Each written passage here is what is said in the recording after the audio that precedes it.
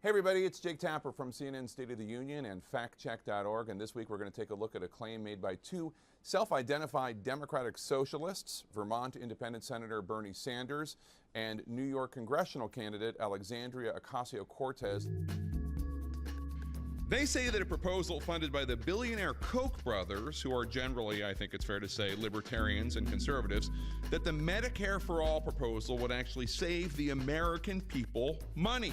Let me thank the Koch brothers, of all people, for sponsoring a study that shows that Medicare for All would save the American people $2 trillion over a 10-year period. It shows that Medicare for All is actually much cheaper than the current system that we pay right now. Is that true? Did a study funded by the Koch brothers actually indicate that Medicare for All would save the American people trillions of dollars? No, it's not true, at least not according to the author of the study. The study in question is a working paper from the Mercatus Center at George Mason University that looked at the 10-year impact of Senator Sanders' proposed Medicare for All plan. Now, while it's true that the Koch brothers have given millions of dollars to the Mercatus Center at George Mason University, and an AP investigation earlier this year suggested that the Koch brothers do have control and influence over the hiring and firing of professors, we should note, for whatever it's worth, the authors of this study said the Koch brothers did not influence them in any way. We asked Senator Sanders' spokesperson. He told us that while the study says Medicare for All would increase the federal budget by roughly $32 trillion, it also says that the projected cost of all health care expenditures in the U.S. would drop by $2 trillion.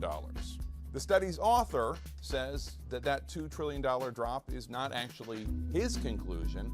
He said that's based on assumptions made by Senator Sanders. In fact, he wrote, quote, "It is likely that the actual cost of Medicare for All would be substantially greater than these estimates, which assume significant administrative and drug cost savings under the plan, and also assume that healthcare providers operating under Medicare for All will be reimbursed at rates more than 40% lower than those currently paid by private health insurance."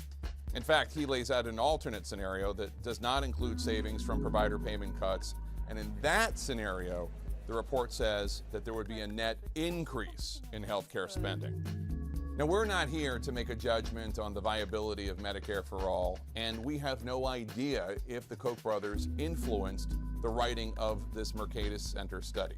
But it does seem pretty clear that the presentation being made by Senator Bernie Sanders and Alexandria Ocasio-Cortez about this study lacks a lot of context, and the author of the study says they are not being accurate. A reminder to all you politicians out there, you're perfectly entitled to your own opinions, not to your own facts. I'm Jake Tapper for CNN State of the Union and factcheck.org.